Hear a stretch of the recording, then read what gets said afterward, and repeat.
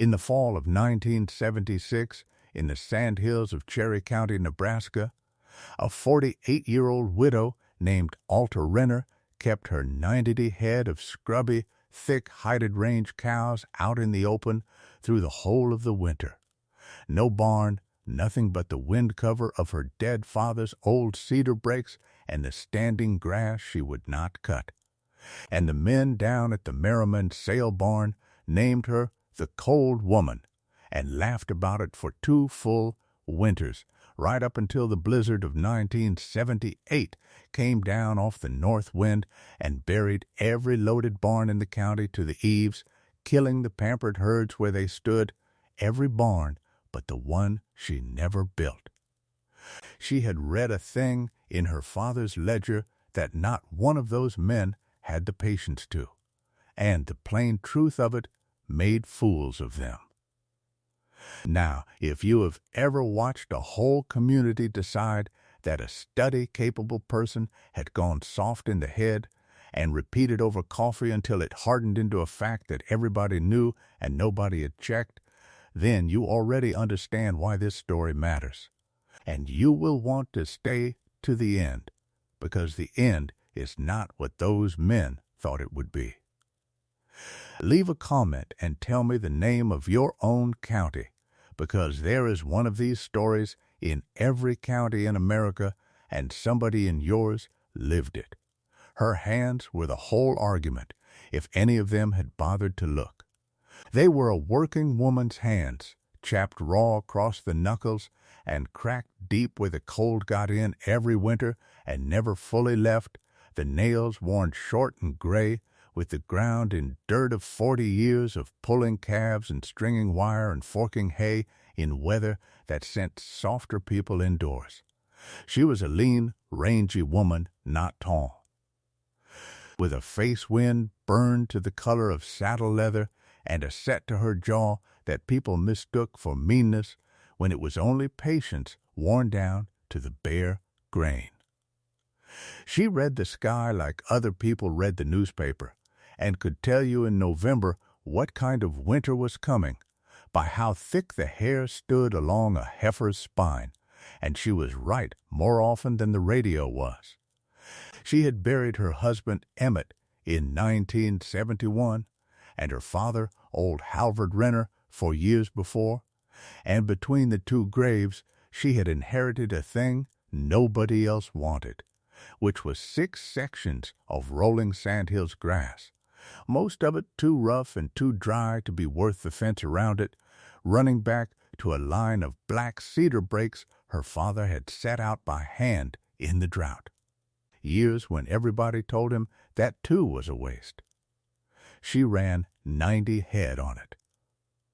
Not the big, soft, improved cattle the young men were buying, but a scrubby, thick, hided line of range cows her father had bred for 50 years and never for the show ring, cows nobody would give a fair dollar for, because they looked exactly like what they were, which was survivors. You have to understand what everybody knew in 1976, because it was not stupid. It was the smartest thinking money could buy, and it was wrong. What everybody knew was that progress had a roof on it. The extension men said so, and the feed salesmen said so, and the young ranchers coming back from the ag college said so. And they were building it all over the county that fall. The modern confinement barn with its poured floors and automatic waterers, the whole warm-engineered notion that you brought the cattle in from the weather and fed them a measured ration and kept them dry and close, and in exchange they gave you heavier weaning weights and more money. You bought the improved cattle for it, the big Continental crosses bred for the feedlot, never in their lives asked to grow their own winter hair, and to pay for the barn and the herd both you borrowed against the ground, and every young man in the county was doing exactly that, and their fathers had not, and the sons told the nervous fathers the world had changed.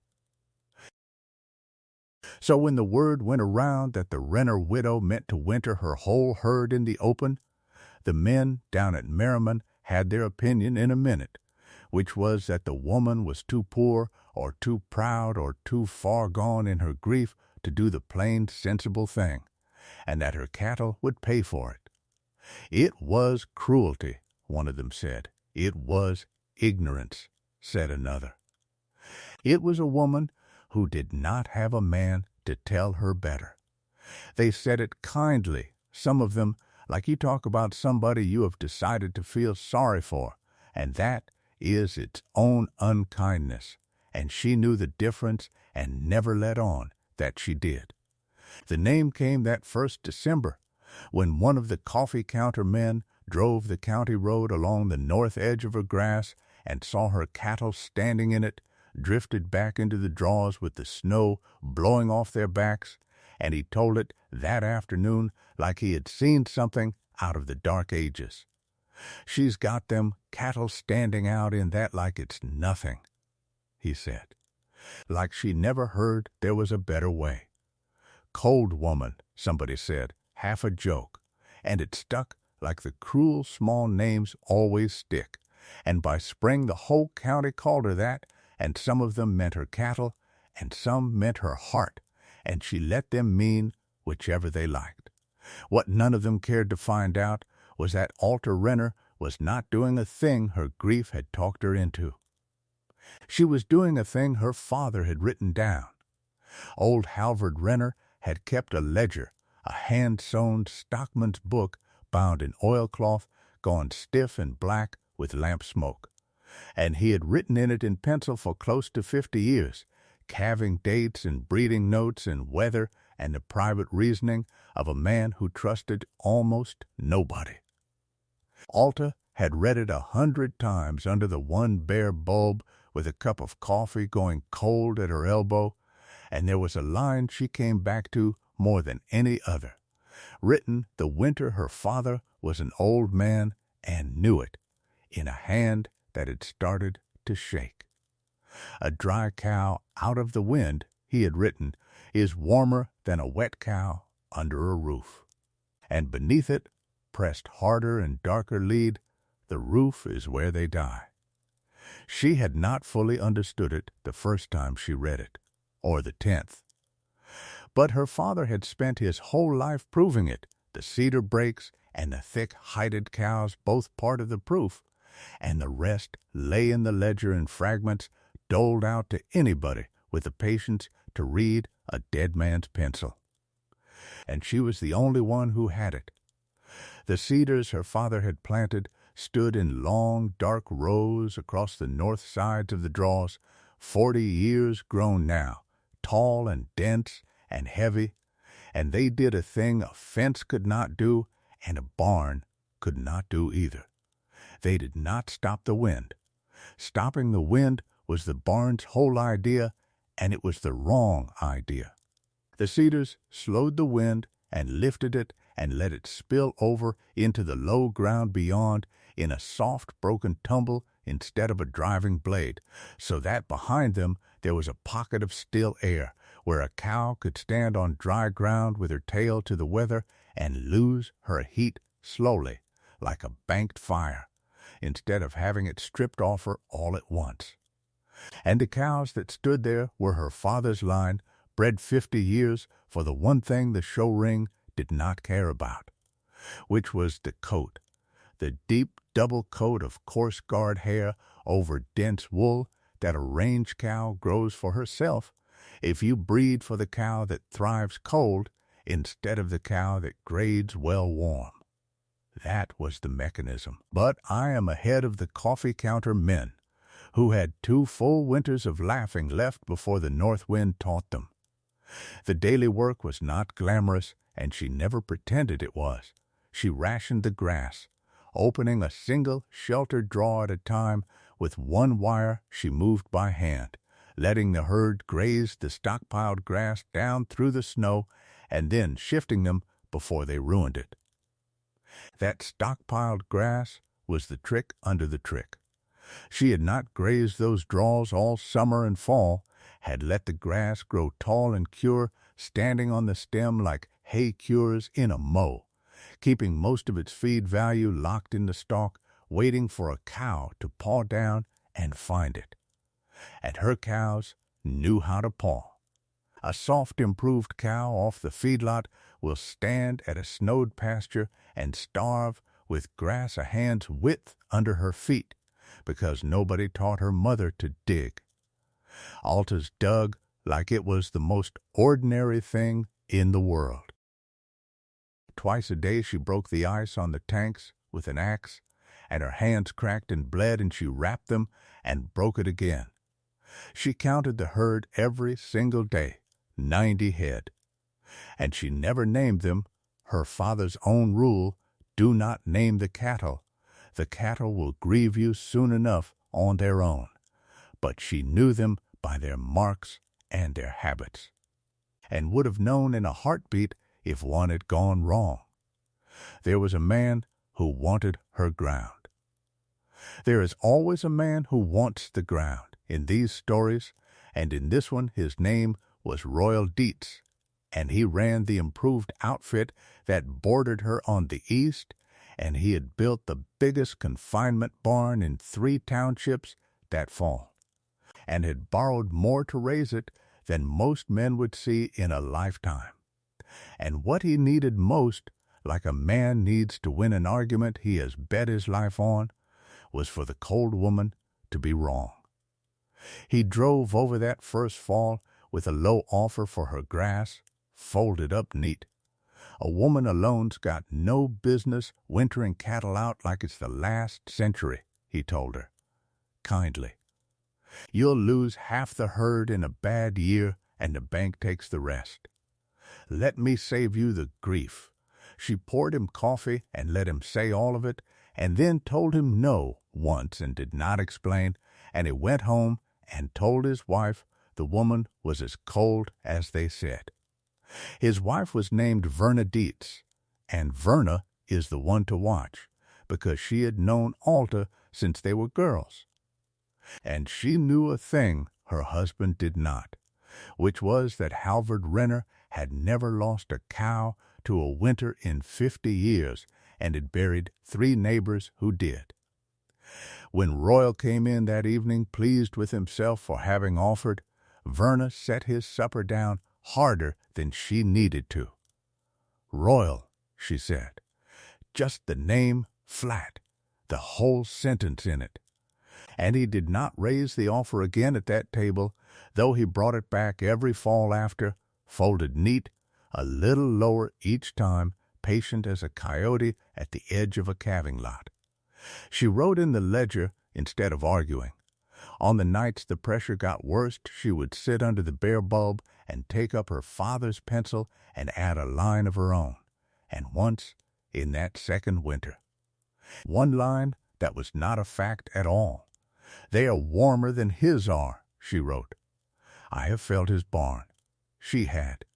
She had stood in Royal Dietz's fine, warm barn once, invited in at a branding, and had felt the thing no salesman ever mentioned, which was the wet.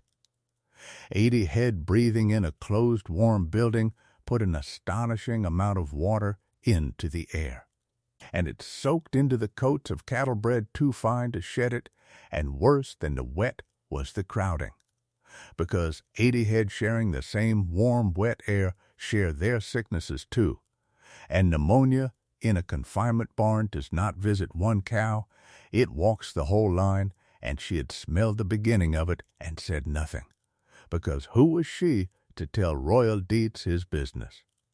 Then came the night she nearly quit, and the tellings that leave it out are lying to you. It was the second winter, a wet early one, and she lost a cow, a poor thin old cow that should have been culled the fall before, gone down in a February thaw and freeze when the snow melted to slush and then froze hard overnight, and Alta found her dead in the bottom of a draw with the frost already on her open eye. One cow. But the wrong cow at the wrong time, because Royal's hired man saw the buzzards before she had the carcass hauled, and by that afternoon the coffee counter had it that the cold woman was starting to lose them. And the county extension office heard too, and a young extension man drove out with a clipboard and a bulletin that called open wintering backward and inhumane in those exact printed words, and told her respectfully that her operation might be reviewed as a welfare matter, and that if she would let the office draw up a plan for proper winter shelter, a great deal of unpleasantness could be avoided. That was the closest she ever came to selling. She had Royal's offer in the drawer and the extension man's card on the table and a dead cow's hide on the fence, and she sat under the bare bulb a long time with the whole modern county telling her she was cruel and backward and alone and wrong. And she took out the ledger and read the line one more time in her father's shaking hand. And beneath it she wrote the date and one word, wait. And in the morning she went out before light and moved the herd into the deepest and best of the sheltered draws, and forked them loose hay with the snow coming down, and the wind coming up out of the north, harder than it had come all winter, and she counted them, 89 head now, and she waited. Because something was building on the north horizon that winter that no man with a full barn had thought to reckon with. The old people felt it in their joints, and the horses grew their coats too early, and Alta had watched the hair stand thick along the spines of her heifers back in October, thicker than she had seen in years. And she had bred and grazed and stockpiled all year for a winter worse than anyone was planning for. She did not know it would be the worst in living memory, but she had built for the worst because her father's ledger built for the worst every single year, and that, though none of them could have told you so, was the whole difference between her and the county. It came the last week of January 1978, and if you were alive on the plains that winter, you do not need me to describe it, and if you were not, there is no describing it, but I will try, because the men who laughed were in it, and this is their part. It did not come like a storm. It came like a decision. The wind swung around hard out of the north on a Wednesday evening and did not stop for the better part of 3 days, a solid screaming wall of it with a cold behind it that killed exposed skin in minutes, and the snow did not fall so much as it flew, sideways, a driving, blinding wall that erased the fence lines and the roads and the world. And it drifted. That was the killing part, the drifting. The wind packed it into drifts that climbed the north walls of every building in the county, to the eaves and over them, thousands of tons of snow leaning against every roof between Valentine and the Dakota line. And the fine modern barns the young men had borrowed their futures to build began, one after another across 3 counties, to buckle and to come down. Royal Dietz lost his at first light on the 3rd day. He had been out in it half the night, listening to the great roof timbers take the snow load and complain and take more, and near dawn he made his hired man come out with him, and it was the only wise thing he did that winter, because an hour after sunup the whole north half of the ridge line let go with a sound he heard in his sleep for years after. And 80 head of his fine improved cattle went down under the roof they had been brought inside to be saved by. The ones the timbers did not kill outright, the cold and the wet finished, and the ones that lived had the pneumonia already working in them. And by the time the roads opened he had lost, of 80 head, all but 9. And this was the whole county. Barn after barn, the newest and finest hit worst, because the biggest roofs caught the most snow, the improved herds packed warm inside them, dying by the score and the 100. and every man who had borrowed to build the modern operation standing at first light in the wreck of it, looking at what he had done. Royal Dietz stood in the collapsed north end of his barn that morning with the wind finally dropping and the sun coming thin off the drifts, and he turned and looked west across the drifted wire fence at the cold woman's grass, expecting to see a draw full of dead scrub cattle frozen where they stood, the proof at last, the thing that would make his own ruin bearable, because at least he had not been the fool she was. He did not see it. He saw her cattle alive. He saw 90 head of thick-coated, frost-rimed range cows standing whole and easy down in the sheltered draws behind the cedar breaks, breathing great slow plumes of steam into the cold. Their long coats stood full of frost, and none of it reaching the hide beneath, and here and there a cow with her head down, pawing down through 3 feet of snow to the cured grass that had been standing under. There all winter, feeding herself in the worst storm the plains had seen in 100 years, whole, and walking among them in a snow-crusted canvas coat with a fork over her shoulder, small and braced in iron gray, was the cold woman, alive too, every head of hers alive, when his warm barn had killed all but 9. And here is what was written in that ledger in a dead man's shaking pencil, laid open now like the storm laid it open to Royal Dietz in the ruin of everything he had borrowed against. It was never that the cold could not reach her cattle. The cold reached them all winter. It was that a cow allowed to grow her own coat, standing on dry ground clear of the driving wind, where she can paw and feed herself, loses her heat slowly, and never gets wet to the hide, while a soft, fine-coated cow packed into a warm, humid barn is chilled by her own damp breath and her neighbor's, soaked from the inside, and the warm, wet air that felt like mercy is what steals her heat and drowns her lungs. The cold did not kill the county's cattle.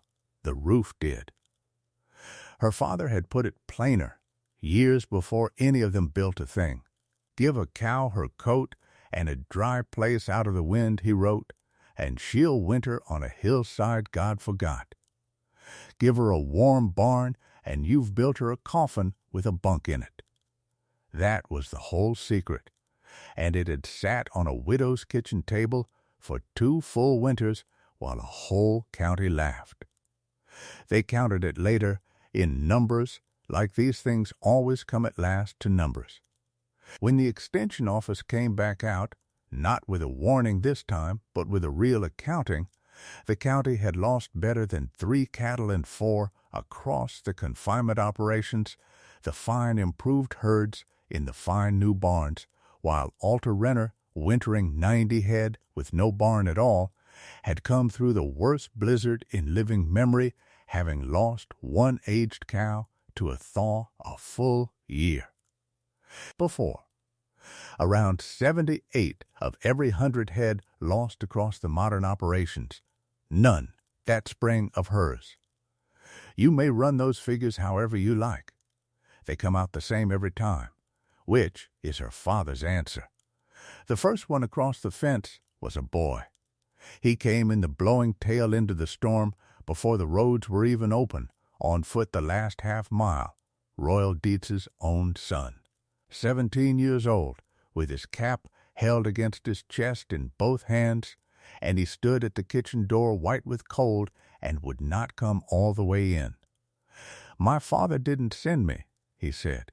"He doesn't know I'm here."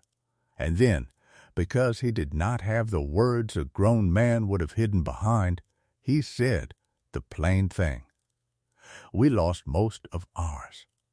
I don't want to lose the rest when I've got my own place. Will you teach me how you winter them out?" She did not gloat, and that is the whole heart of who she was. There is no scene in this story where Alter Renner stands up in front of those men and tells them what they can do with their barns. She fed the boy at her table and read him the line about the roof, and told him it was not hers. It was her father's. The cold never killed a cow that could get behind a good brake and paw down the grass, she told him. It's the wet that kills them, and the wet lives under a roof. Then she walked him into the cold and showed him her cattle in the draws and where the cedars broke the wind. Plant your brake now, she said. It'll take 10 years before it holds a herd, and you'll want it in 9. She showed him which of his father's cattle to keep for their coats and which to cull. She taught him. That was her whole revenge, and it was not revenge at all. It was the opposite.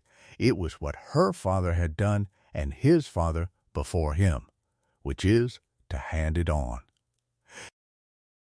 Royal Dietz came himself that spring and stood in her kitchen again with his hat in his hand, but for a different reason this time, and he did not fold up an offer for her grass.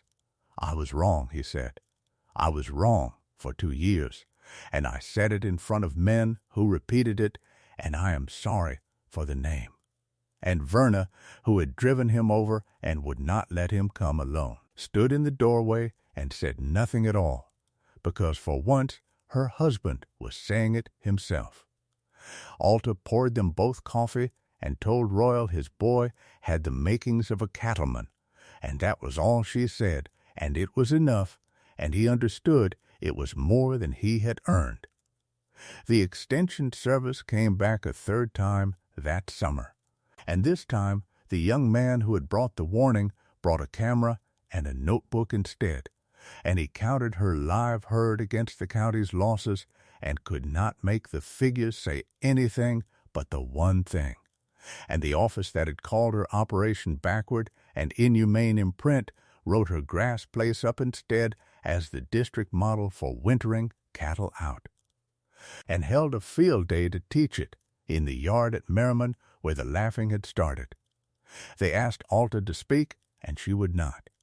She stood at the back in her canvas coat and let the young man explain it to a crowd of the same faces, and say her father's name, Halvard Renner, who had bred the line and set the cedars when they laughed at him too, and let that be the whole of it, because the knowledge was loose now and did not need her to defend it any more.